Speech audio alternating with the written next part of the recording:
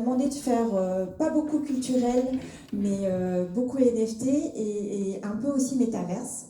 Donc on va aller écouter ensemble un petit peu dans le métaverse. Et là, tout ce que vous voyez, en fait, ce sont des NFT. Donc le terrain est un NFT, le personnage, s'il était habillé, porterait des NFT. Les tableaux sont des NFT. C'est du crypto art en fait, ce sont des NFT, c'est ça qui s'achète et qui se vend. Avec une esthétique très particulière, comme vous pouvez le voir. En général, c'est pas ce qu'on voit en art numérique pour ceux qui aiment l'art numérique. Voilà.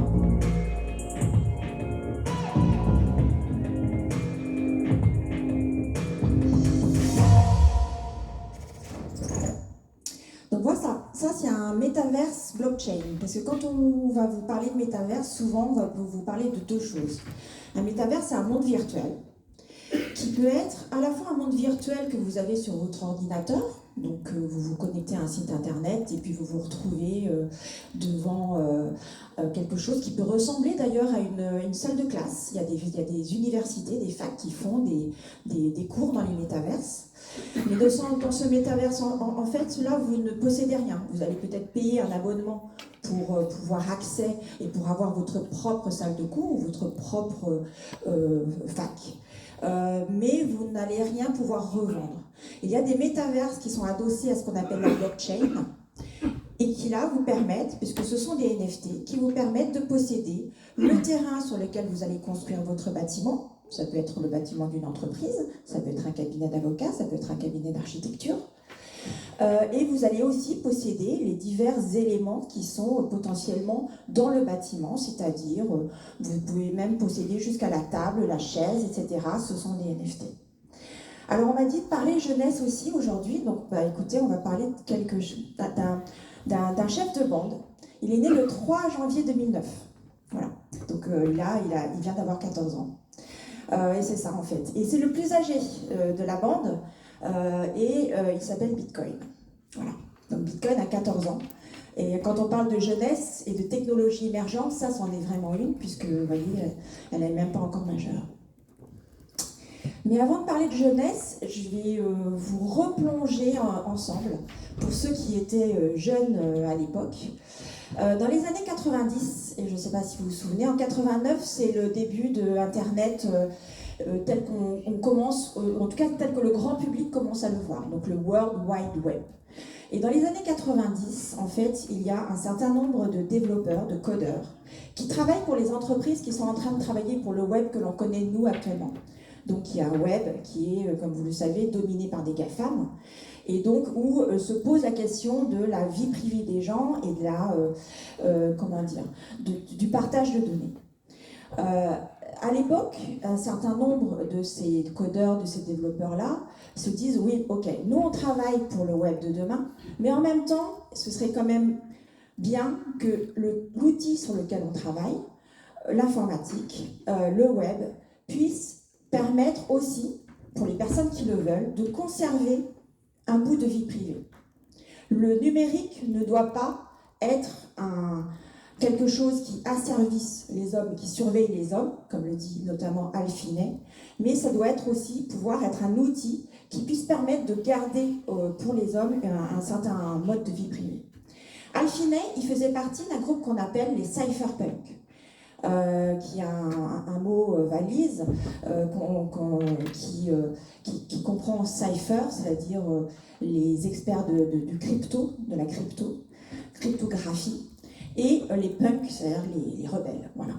Et donc ces cypherpunks-là, ils se réunissent, ils sont un peu partout dans le monde, et ils ont une mailing list, et ensemble, donc sur le web, ils communiquent ensemble. Et ils essaient de chercher une solution pour que le produit informatique sur lequel ils travaillent tous permette aussi aux gens qui le souhaitent de conserver de la vie privée et de conserver quelque chose qui soit des relations qui soient en dehors d'un système centralisé tel qu'on le connaît nous. Et puis un jour, le 31 octobre 2008, ils tombent sur leur boîte email à tous, ce qu'on appelle le white paper de Bitcoin, donc le document fondateur de Bitcoin, qui est envoyé par un certain Satoshi Nakamoto. Satoshi Nakamoto, personne ne l'a jamais vu, on ne sait pas qui c'est. Mais il envoie le document qui sera le document fondateur de Bitcoin. Et il partage avec les cypherpunks, et il écrit noir sur blanc, en fait, l'idéologie cypherpunk qui sera à l'origine de Bitcoin. Bitcoin, les gens ils disent, mais Bitcoin, en fait, c'est une crypto-monnaie, c'est quelque chose, c'est un instrument financier qui a été créé comme ça pour spéculer. Bitcoin, non. Bitcoin a été créé sur la base de codes et d'idéologie sur une vision de demain qui sera différente. Alors, qu'est-ce qu'il dit, ce document? En fait, il pose les bases technologiques, mais qui vont permettre ça. La protection de la vie privée pour les gens qui le souhaitent. La décentralisation. L'idée derrière, en tout cas chez les cypherpunks et qui sont dans le white paper de Bitcoin, c'est que le monde devient de plus en plus centralisé, avec des États centralisateurs, avec des banques centrales, qui peuvent décider d'un jour à l'autre d'émettre à nouveau des monnaies. Et quand vous remettez de la liquidité dans le système financier, et ben, notamment, vous nourrissez l'inflation. Et donc l'idée derrière, c'est de se dire, on doit trouver une alternative pour permettre des échanges entre les gens. Donc c'est une alternative au cash, un cash électronique, une monnaie électronique, mais qui ne soit pas, qui ne dépende pas d'une unité centrale, d'une banque centrale qui va pouvoir injecter dans le système financier toujours et toujours des banques. Et Bitcoin, en fait, va être topé à 21 millions de Bitcoin. Donc le jour où on atteindra 21 millions de Bitcoin, il n'y aura plus de Bitcoin émis. Cette décentralisation-là, elle va se montrer par le fait qu'il n'y aura pas une banque centrale qui gère Bitcoin. Il y a plein d'ordinateurs dans le monde qui possèdent la capacité, en fait, de gérer la blockchain Bitcoin. On reviendra probablement dessus après. C'est un petit peu de la décentralisation. L'autre fondamental derrière Bitcoin, c'est le pair à pair, le peer-to-peer. On l'entend souvent quand on parle de Bitcoin, c'est la désintermédiation. Il n'y a plus besoin d'intermédiaire entre moi qui veux acheter et vous qui voulez vendre. Je vais pouvoir vous acheter et vous vendre en direct. Pas forcément acheter ou vendre d'ailleurs. Je peux vous transférer quelque chose en direct. Je n'ai plus besoin, par exemple, si on prend l'exemple de l'art que vous connaissez un peu, je crois maintenant, nous n'avons plus besoin de galeries. Nous n'avons plus besoin d'agents. Nous n'avons plus besoin d'agents immobiliers, etc., etc. L'inclusion financière, pareil. Alors, il y a peut-être des agents immobiliers, on en reparlera aussi. L'inclusion financière, c'est ce que je vous ai dit, c'est-à-dire qu'en fait, le système fait que, comme vous avez droit à votre vie privée, on ne va rien demander pour vous d'informations en ce qui vous concerne. Donc, vous allez pouvoir ouvrir ce qu'on appelle un wallet, un portefeuille de crypto-monnaie, sans avoir à donner ni votre âge, ni votre nationalité, ni l'emploi que vous occupez, ni de domicile. Vous allez pouvoir ouvrir un portefeuille de crypto-monnaie juste en l'ouvrant, en cliquant. Et puis, alors, on dit souvent que les gens sont inconnus dans les crypto-monnaies. En fait, ils ne sont pas inconnus vraiment. Il n'y a pas d'anonymat en tant que tel. Il y a plutôt un pseudonymat. Vous allez voir, on en rediscutera. Je ne suis pas Thuy Thien Vo, mais j'ai un pseudonyme. J'ai quelque chose qui va me représenter. Donc, je ne suis pas forcément anonyme. Voilà. Donc, si vous me suivez jusque-là, le petit jeune de 14 ans qui s'appelle Bitcoin, eh ben, en fait, c'est vraiment le chef de file. C'est la première blockchain qui a été créée, et c'est celle, puisque le code est open source, c'est-à-dire que le code a été mis à disposition de tous, et c'est celle, en fait, c'est un peu le père, qui a permis à l'ensemble des blockchains que l'on connaît maintenant d'exister. Alors, coupez-moi si c'est peut-être théorique, mais je pense qu'il faut qu'on comprenne un peu ces notions-là, que tout le monde ne comprend pas forcément, pour essayer déjà de cerner les NFT. Parce qu'en fait, la blockchain est le moteur du NFT.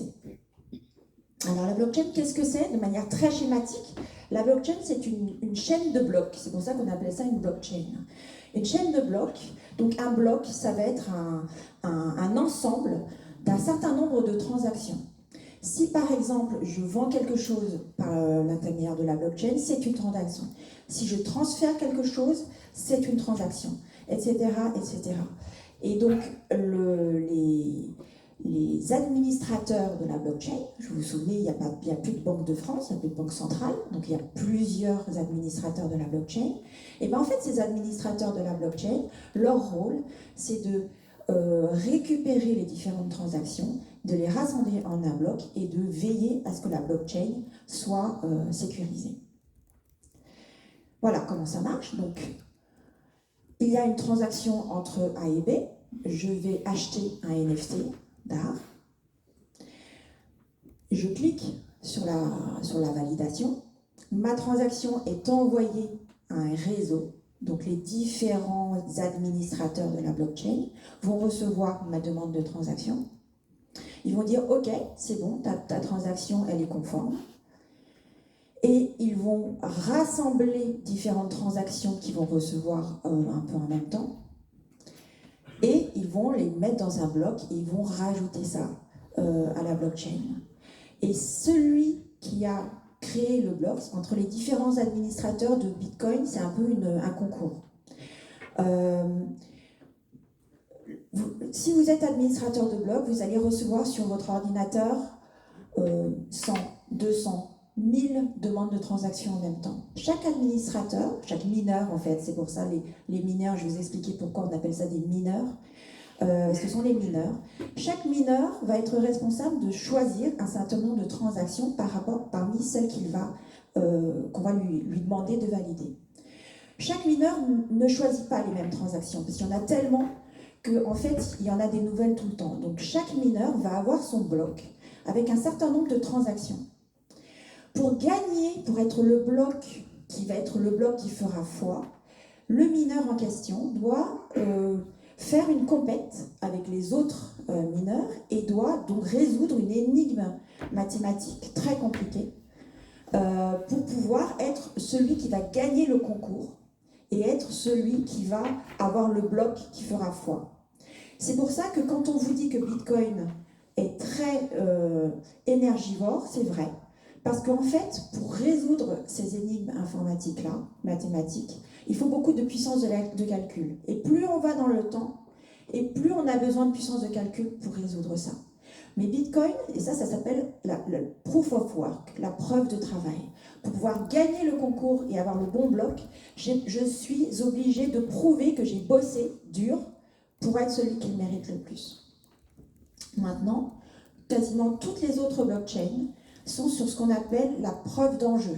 La preuve d'enjeu fonctionne différemment et elle permet de moins consommer d'électricité. Donc on a descendu complètement ce côté environnemental-là qui était vrai pour Bitcoin, n'est maintenant là que pour Bitcoin. Donc, vous vous souvenez, les blockchains, Bitcoin est une blockchain, c'est le moteur technologique du Web3. Ce qu'on appelle le Web3, on en rediscutera après.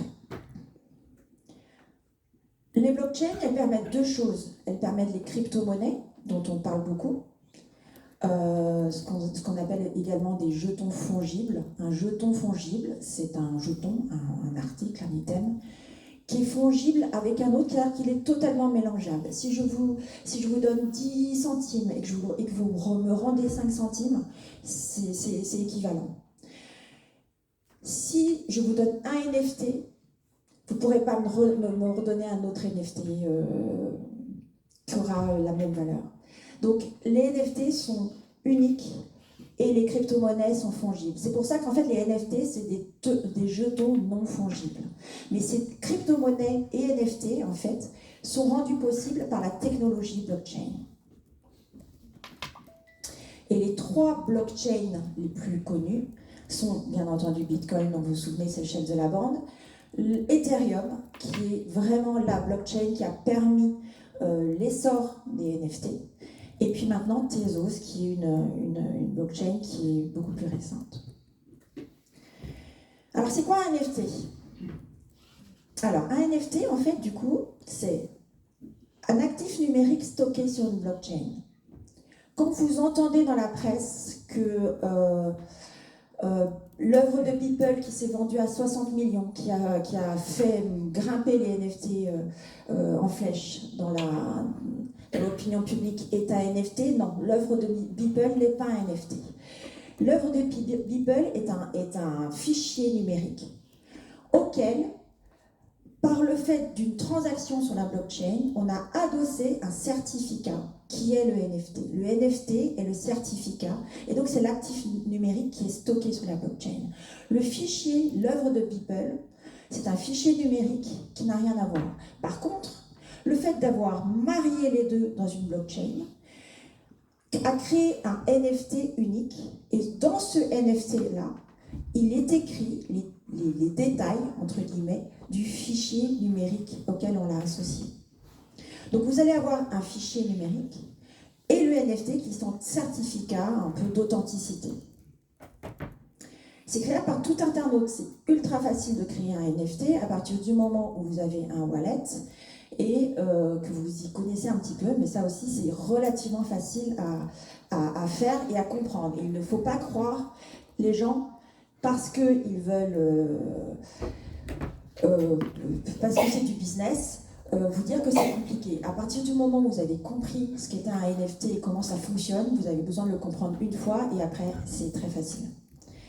Le NFT est transférable sans duplication de pair à pair. Ça, c'est la technologie blockchain qui va vous assurer qu'à partir du moment où vous créez un NFT, il ne peut pas y avoir deux NFT identiques créés.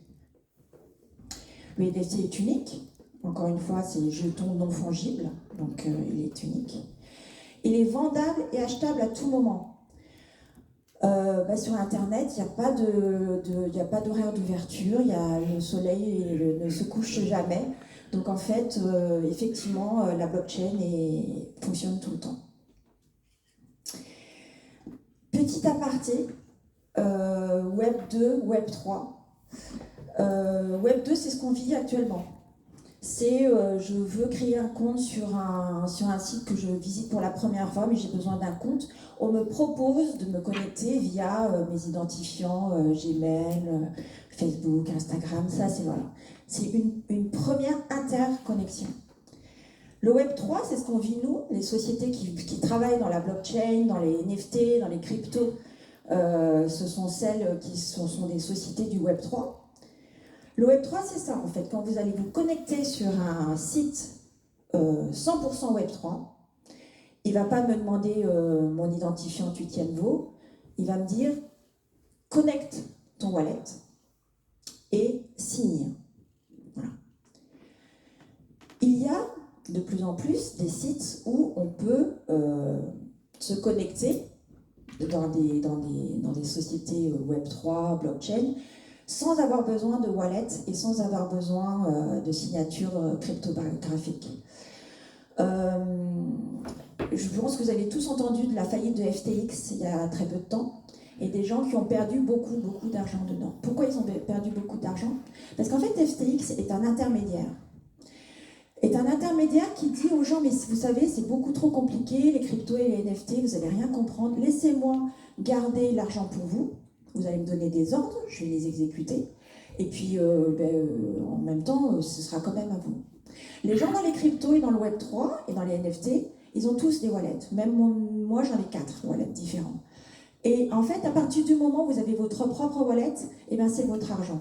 Et donc, en fait, les gens qui sont dans le secteur depuis très longtemps, ils savent qu'il faut qu'ils aient leur wallet, et ils savent qu'il ne faut pas passer par des intermédiaires. Et donc, les gens qui ont perdu des cryptos, ou leur wallet, ou leurs biens, leurs assets par FTX, c'est parce qu'ils avaient confié à FTX la délégation de gérer leurs assets. Ce que vous ne ferez plus jamais après ce soir. Quand je vous dis que donc c'est du pseudonymat, le pseudonymat, ben en fait c'est ça. Ça c'est la signature cryptographique de ma société OXR. C'est ce qui nous représente pour la blockchain. Voilà. Donc c'est pas un nom, c'est pas un prénom, c'est rien du tout. C'est quelque chose qui m'est attribué, qui nous est attribué, qui est attribué au wallet quand on le crée. Et quand vous créez un wallet, donc on vous attribue ce type de signature cryptographique-là, si c'est la blockchain Ethereum. Si c'est la blockchain Tezos, ce sera une signature qui va commencer par TZ. Voilà mon identifiant. Je peux choisir d'y associer mon nom. Je peux acheter un nom de domaine et dire cette signature-là, c'est Tuitienvo. Mais je peux choisir de rien faire. Donc de rester cette signature-là, donc sans aucune relation avec Tuitienvo, sauf si, là maintenant je vous l'ai dit, donc maintenant vous le savez. Voilà, ça c'est la première chose qui va changer. L'autre chose qui va changer quand vous allez créer votre portefeuille, le portefeuille c'est vraiment l'entrée. Vous n'êtes pas obligé de tous avoir plein de cryptos dedans, vous pouvez avoir des NFT. L'autre chose, c'est qu'on ne va pas vous demander de créer un mot de passe, on va vous donner l'équivalent d'un mot de passe, 12 à 24 mots. Ça, c'est un exemple de ce qu'on appelle de seed phrase, de phrase de récupération. Voilà. Seed phrase, c'est quelque chose dont on entend beaucoup parler. Ce sont 12 mots, 12 à 24 mots, qui n'ont rien, qui sont toujours en anglais, qui sont dans un certain ordre et qui n'ont rien à voir avec les uns avec les autres. Ces 12 mots-là, vous devez les garder. Moi, ils sont dans mon coffre-fort à la banque, donc ce qui est quand même paradoxal, puisque je suis quand même anti-système bancaire, quand même. Mais néanmoins, ils sont dans la banque. Pourquoi ? Parce qu'en fait, c'est le seul moyen pour moi de récupérer mon wallet et les choses qu'il y a dedans. Donc, que ce soit des cryptos ou des NFT, c'est le seul moyen pour moi d'avoir accès. C'est comme un bon au porteur. Si on vous le prend, et ben la personne qui aura cette phrase-là va récupérer tous vos assets. Donc on en fait très très attention. Et c'est pour ça qu'il y a des sociétés qui se développent, qui disent bah, attention, la seed phrase c'est hyper flippant, vous ne voulez pas flipper, donc moi je vais garder vos seed phrases pour vous. Voilà. Mais en général, il ne faut pas finir comme ça. Alors, on a beaucoup parlé des blockchains, des NFT. Tout le monde se pose la question, est-ce que c'est un tel raz-de-marée ? En 2021, pourquoi ça a été un raz-de-marée ? Ça a été un raz-de-marée parce que Beeple, un artiste totalement inconnu, a vendu pour 69 millions une œuvre. Voilà. Et puis après, il a refait quelque chose en vente aux enchères, etc., etc. Et là, tout le monde s'est dit, mais les NFT, c'est un truc de dingue. D'abord, on n'y comprend rien. Ça a l'air d'être un truc de dingue, donc je suis en train de louper quelque chose. Toute proportion gardée, voilà, c'est encore dans la jeunesse, Bitcoin a 14 ans. C'est jeune, 14 ans. Donc, Ethereum, qui est vraiment la blockchain qui a permis les NFT, elle a 8 ans. Et Tezos, 5 ans. Nous, à titre personnel, on est dans les NFT depuis 2018. Donc, vous voyez, pas depuis si longtemps que ça, mais un petit peu, parce pour nous, pour les gens qui sont maintenant dans les NFT, on est vraiment les vieux, quoi. Mais voilà. Et puis aussi, toute proportion gardée, il y a, dans le monde entier, 2,5 millions seulement de wallets actifs.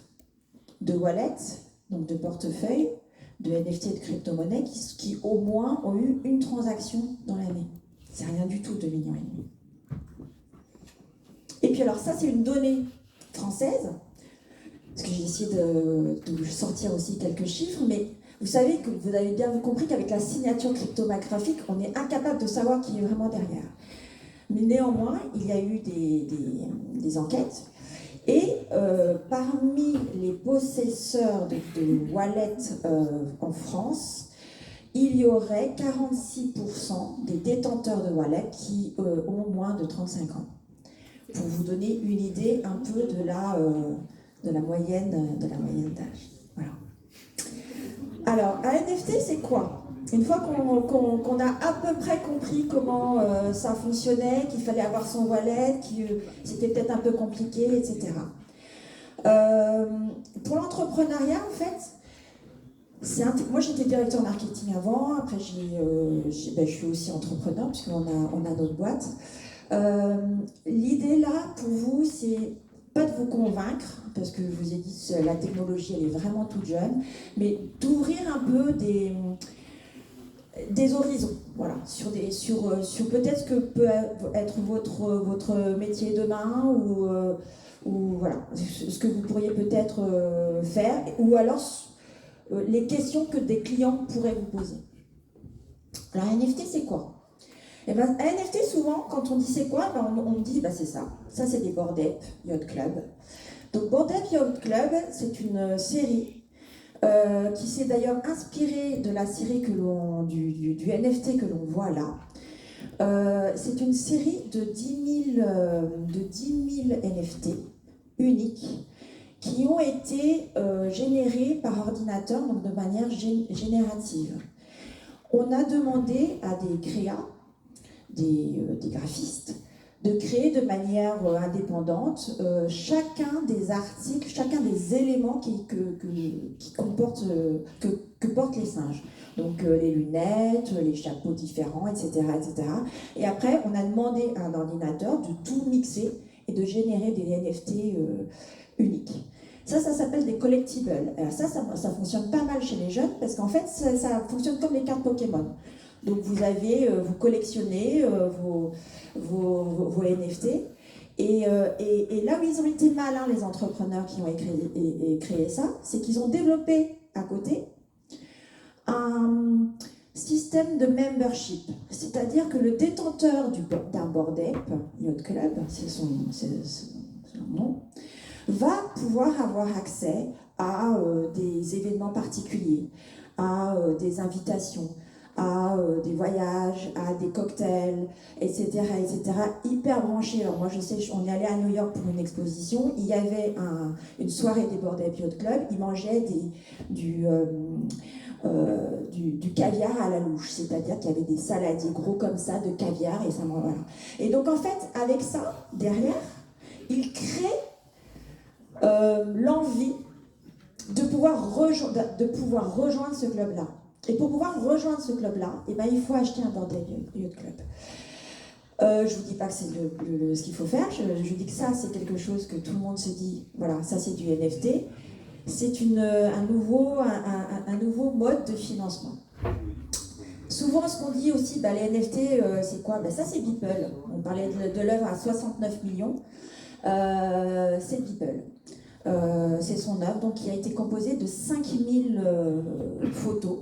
Beeple, c'est un artiste numérique, notamment. Et en fait, il a créé un NFT avec 5000 photos de lui. Voilà. 69 millions. Mais les NFT, c'est pas que ça. Les NFT, c'est ça aussi. Ça, c'est ce qu'on a vu un petit peu au début, dans le métaverse. Ce sont des terrains. Ce sont des terrains dans un métaverse, le métaverse Voxels, que l'on a visité ensemble. Nous, on a acheté, alors d'ailleurs, c'est qu'on est rentré dans les NFT par les terrains. En 2018, en fait, le premier NFT qu'on a acheté, alors nous, on en a maintenant plus de 1000, mais le premier NFT qu'on a acheté, c'était un terrain. Et un terrain qu'on peut revendre si on veut. Et un terrain sur lequel on a bâti ce que vous avez vu. Donc il y a les métaverses blockchain, sont des métaverses où vous pouvez acheter votre terrain, en faire ce que vous voulez, le revendre, voilà. Spéculer dessus, pourquoi pas. C'est des vraies ventes? Alors, pardon? Ce sont des vraies ventes. Ouais. Alors ça, alors je vous ai pris, en plus ça date d'hier ou de ce matin, je vous ai pris, alors les NFT sont vendus dans ce qu'on appelle des marketplaces, des places de marché comme eBay ou comme eBay. Et en fait, vous pouvez mettre en vente votre NFT. Et donc là, ce sont des NFT qui sont effectivement en vente. Les NFT, c'est aussi ça. C'est-à-dire que dans le métaverse que je vous ai montré, si vous vous souvenez bien, vous pouvez habiller votre avatar. Eh bien, il y a des sociétés qui créent des NFT. Donc là, en l'occurrence, c'est sous cette forme-là. Mais une fois que vous le possédez, si vous avez un avatar dans un métaverse, vous allez pouvoir habiller votre avatar. Et il y a une société qui est assez connue, qui s'appelle Artefact. Et Artefact faisait des baskets dans le métaverse. Et Artefact a été racheté par Nike. Voilà. Donc, de nouveaux métiers, de nouveaux débouchés, de nouvelles habitudes. Ça, ce sont les baskets Artefact pour Nike. On parlait de e-sport, le gaming. Le gaming blockchain. Alors, comme vous êtes tous des jeunes, vous jouez tous à Fortnite, bien entendu. Et donc vous avez tous, vous regardez les skins que vous pouvez avoir, que vous gagnez, que vous achetez. Une fois que vous avez quitté Fortnite, qu'est-ce qui est à vous? Rien. Dans les jeux blockchain, ça c'est un jeu qui s'appelle Axie Infinity, qui est l'un des premiers jeux. Dans les jeux blockchain, ce que vous possédez est à vous. Vous pouvez, notamment là, Axie Infinity, c'est des petites bêtes un peu qu'on élève, un peu comme les CryptoKitties qui étaient un petit peu plus connus. Donc c'est une petite bête que vous élevez. Et puis vous pouvez lui acheter un terrain, vous allez le mettre sa maison. Et puis quelquefois, vous allez pouvoir, ce petit animal-là va aller à la récolte de baies, etc. Et en fait, ces baies, ça lui appartient. Et les baies, il peut les revendre. Dans un jeu adossé à une blockchain, en fait, et tout ça, ce sont des NFT. Hein. Le petit personnage est un NFT, le terrain est un NFT, etc. Dans un jeu adossé à une blockchain, vous pouvez acheter des choses, gagner des choses qui vont vous appartenir et que vous pouvez revendre. Et potentiellement, si on imagine que les métaverses et les jeux acceptent d'être interconnectés, ce que vous aurez gagné quelque part, l'épée que vous aurez gagnée dans un jeu X, vous pourrez peut-être la réutiliser dans un jeu Y. Voilà derrière le potentiel qu'apporte la blockchain et les NFT sur le gaming. Alors vous cherchez des financements, je crois. Eh bien, World of Women est une série de NFT qui fait du caritatif, qui fait du not for profit. C'est une série qui en fait collecte des fonds pour financer des projets de soutien aux femmes. En plus, vous êtes très peu nombreuses, donc on est totalement dans le sujet, et je crois qu'après-demain, c'est la journée internationale des femmes. Donc en fait, voilà, World of Women a émis une collection de NFT qui s'achètent et qui se revendent, et dont les profits servent à financer des projets de soutien à des projets féminins. Voilà. Nouveau mode de financement possible. Là, qui n'a pas conduit une petite R5 Renault, pour l'anniversaire de la R5, a fait une collection de NFT commémorative. On va dire que c'est entre le coût marketing pour faire de l'image, pour faire un peu parler, pour être un peu dans l'air du temps aussi. Mais derrière, en fait, Renault dit qu'il y aura aussi des goodies qui vont être donnés à ceux qui posséderont les NFT en question. Donc des avant-premières, des essais sur les nouvelles voitures, etc. Donc on associe aux NFT ce qu'on appelle dans notre jargon des utilities, des avantages. Et ça, c'est possible avec la technologie aussi NFT. Alors ça, c'est pas une œuvre d'art, enfin si, c'est une œuvre d'art, mais qui n'a pas été vendue en tant que telle. D'ailleurs, elle a été faite par un artiste français qui s'appelle Alota Monet. Ce sont des tickets de concert, voilà. Ou de théâtre d'ailleurs. Là, en l'occurrence, c'était des tickets de concert. Lorsque le ticket qui a été vendu, c'est le ticket en noir et blanc. Une fois que le ticket a été poinçonné, entre guillemets, donc la personne est allée au concert, le ticket s'est colorisé. Le NFT est toujours en vente sur les plateformes de vente. Ça appartient à quelqu'un, mais moi, détenteur de ce ticket-là, je peux le mettre en vente si je veux. Pour l'organisateur de spectacle, je ne sais pas s'il y en a ici, mais pour vous dire quand même le potentiel. Le marché noir, c'est quelque chose que notamment les organisateurs d'événements redoutent beaucoup. Parce que un événement, le prix du billet peut quintupler. Et l'organisateur de l'événement ne va rien récupérer de ce prix qui quintuple. Quand vous émettez un billet en NFT, vous avez la possibilité, parce que c'est du code informatique, d'y adjoindre, ce qu'on verra en détail peut-être un peu plus tard, ce qu'on appelle des royalties. Le créateur va récupérer de chaque revente du NFT, s'il le souhaite, 5%, 10%, 15% de la revente du NFT. Si le NFT est revendu, que ce soit à la hausse ou à la baisse, à partir du moment où il est revendu, moi, créateur du NFT, je vais toucher un pourcentage. Pareil, nouveau financement, nouvelle manière de penser et de voir les choses. On parlait de cartes de membres avec les Bored Ape Yacht Club. Proof, c'est un club culturel. Et en fait, c'est pareil, ça fonctionne de la même manière un peu que les Bored Ape. C'est-à-dire qu'ils ont émis, ça c'est la carte de membre, c'est ça le NFT. Donc vous voyez, il n'a aucune valeur artistique. Par contre, derrière, vous avez le droit à aller à des événements, à pouvoir acheter des NFT d'art de manière un peu privilégiée, etc., etc. Et donc le programme événementiel qui est rattaché derrière au club, ben, ça donne de la valeur, entre guillemets, au NFT, parce qu'il y a des gens qui sont prêts à payer pour pouvoir rentrer dans votre club. Donc pareil, c'est une nouvelle vision de voir la carte de membre. Prenez, vous êtes gérant de salle de gym.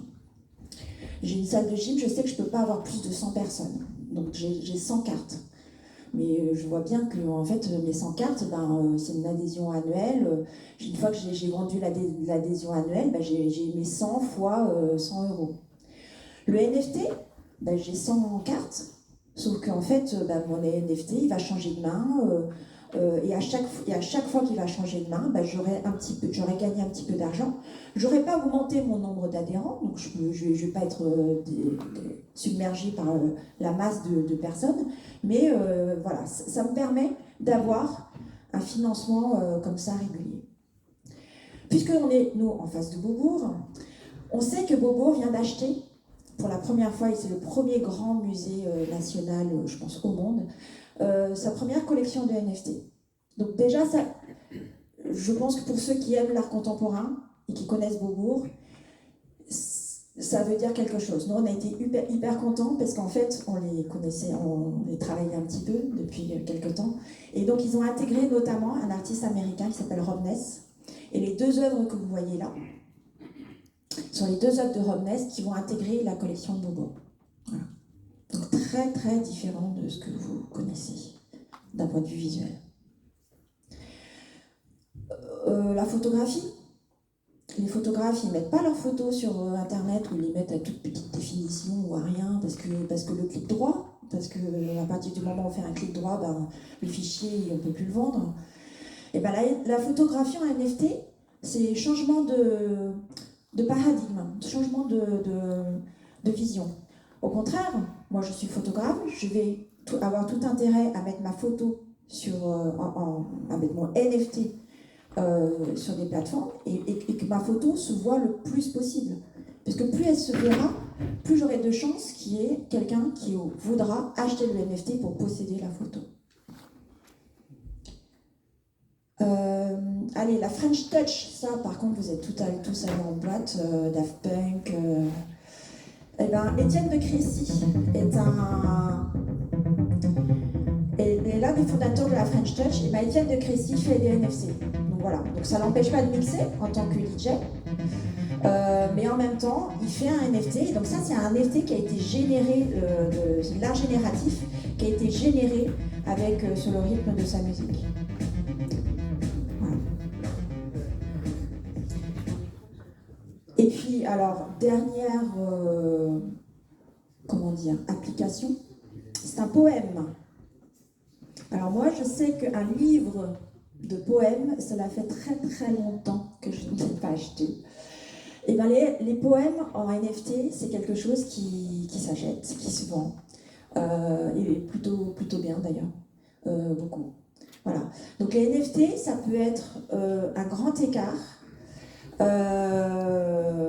On l'a fait assez rapidement, on pourra en discuter après si vous voulez. Alors, gadget ou révolution. J'ai essayé de pas trop parler d'art, mais je vais, avec ces illustrations sur l'art, je vais essayer de vous montrer ce que ça change. Et ça ne concerne pas que l'art. Vous vous souvenez, un NFT peut être un terrain, peut être un objet, un habit, etc. Et pour mettre tout le monde à l'aise, nous, quand on a acheté notre terrain des NFT, on pensait que c'était ça qui avait du potentiel. On s'est dit, allez, on va un peu spéculer, c'est tout nouveau, on va acheter un terrain, c'est pas cher. Et en fait, on a acheté un terrain dans le métavers que vous avez visité, qu'on a vu ensemble. Et en fait, au début, il n'y avait pas grand monde, et notre petit avatar, en fait, il s'est baladé dans ce monde virtuel, et il a rencontré d'autres artistes, des artistes qui étaient des artistes sans galerie, en général, parce que les galeries n'en voulaient pas. Et ils se faisaient donc leur propre petite galerie dans le métavers. Et ces artistes-là, on les a un petit peu aidés. Nous, quand on avait un grand terrain, un grand mur, on a mis leur NFT d'art sur notre musée, dans le Boca. Et ben, pour nous remercier, ils nous ont donné des NFT d'art. Et on leur a dit, enfin on leur a pas dit, on s'est dit entre nous, mais pourquoi ils me donnent un JPEG en fait?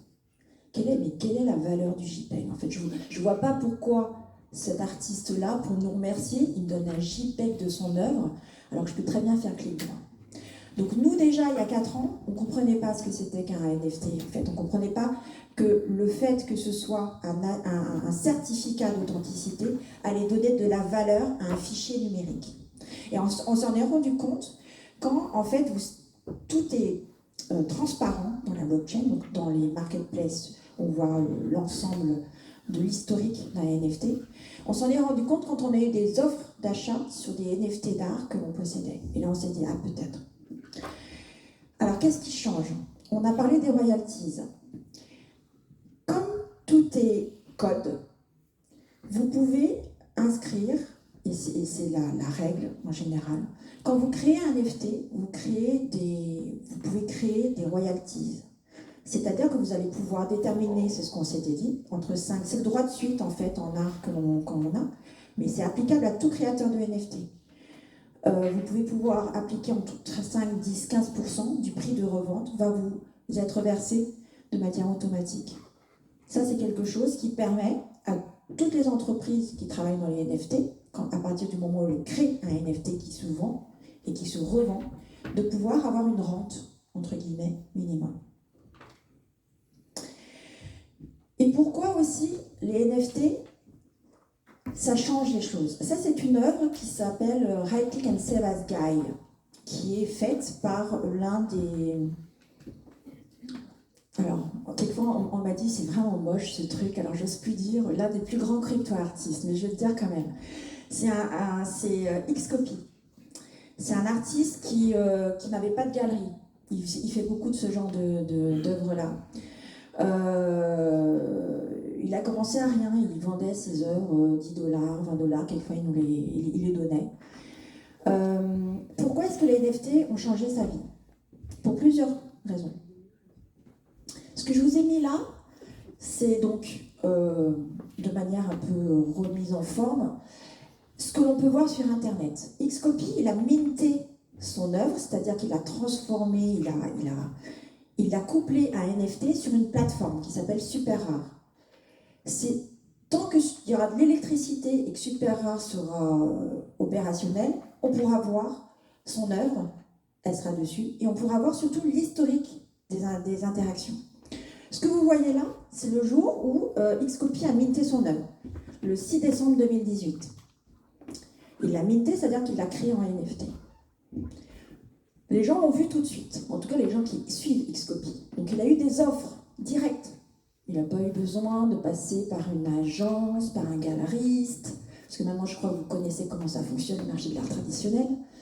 Donc il n'a plus besoin de tout ça. Il peut répondre, il peut ne pas répondre, donc il y a eu une deuxième offre de la même personne. Il y a eu une troisième offre et Xcopy décide d'accepter l'offre de Artonymous Artifact. Il l'accepte, à l'époque, vous voyez, il accepte à 1 Ether, qui à l'époque faisait $90. En ce moment, ça fait 1500 à peu près. Et puis on voit donc tout l'historique des transactions, des transferts, des reventes, etc., etc., etc. Et on arrive à la fin, donc tout en haut c'est la fin.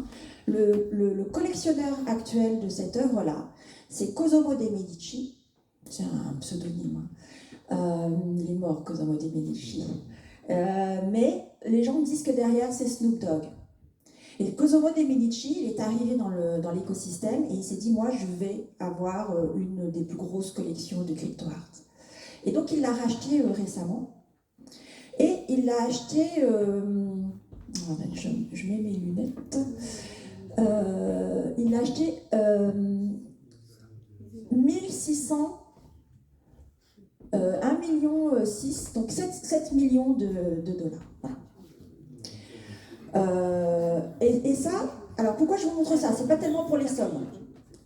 C'est pour vous dire que cet artiste-là n'a pas eu besoin d'intermédiaire pour vendre son œuvre. Donc vous n'avez pas besoin d'intermédiaire avec les blockchains et les NFT.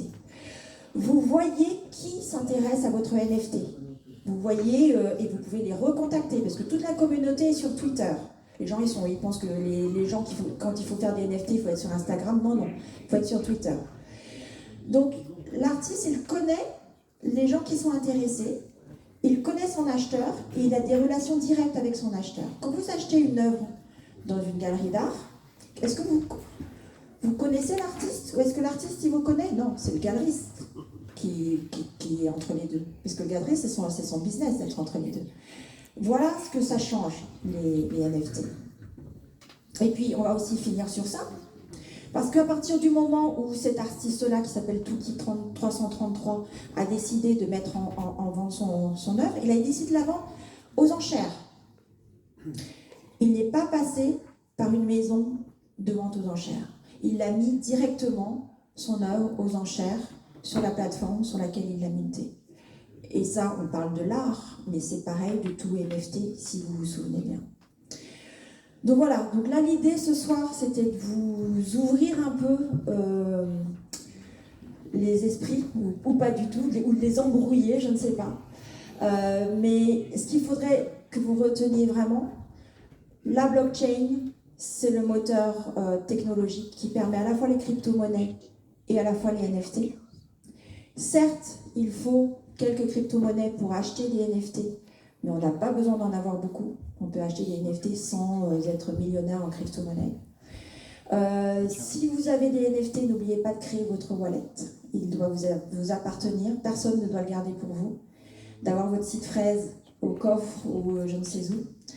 Et surtout, peut-être que dans les applications au quotidien de ce que vous faites, peut-être que ça peut vous donner des idées. Il y a des architectes qui réfléchissent à aller dans le métaverse, parce qu'il faut des architectes de métaverse. Il y a des créateurs de mode qui réfléchissent à y aller.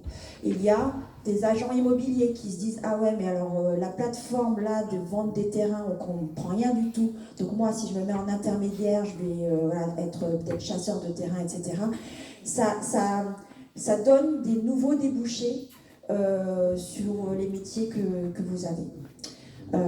Voilà. Merci beaucoup.